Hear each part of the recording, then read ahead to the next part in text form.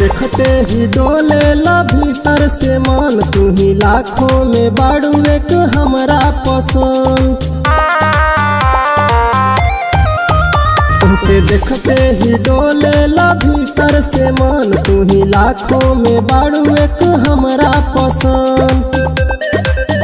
जब घूमेलू बाजार लोग देखेला हजार, मुस्की सिनवा पे गोली हमरा दागे। कि करिया सूट पहन के घूम केहू के नजरिया ना लागे। कि करिया सूट पहन के घूम केहू के नजरिया ना लागे।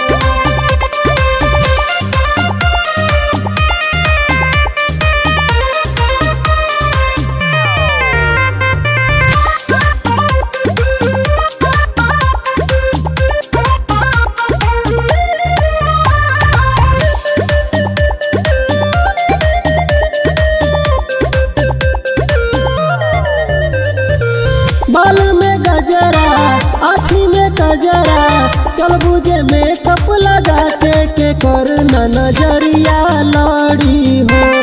के तोरा पीछे न पड़ी हो। गोरी बिंदिया तोहार ध्यान खींचेला हमार, बैठल रह तू हमारा आगे। कि करिया सूट पहन के घूम केहू के नजरिया ना लागे।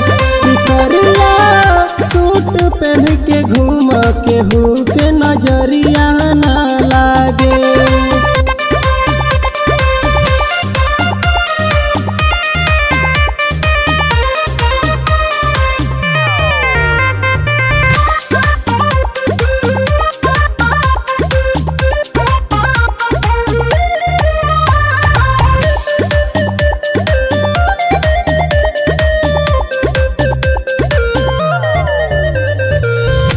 भी गमके चेहरा भी चमके, नैना लागेला शराबी का कहीं गलिया की तिलवा के करेला घायल दिलवा के।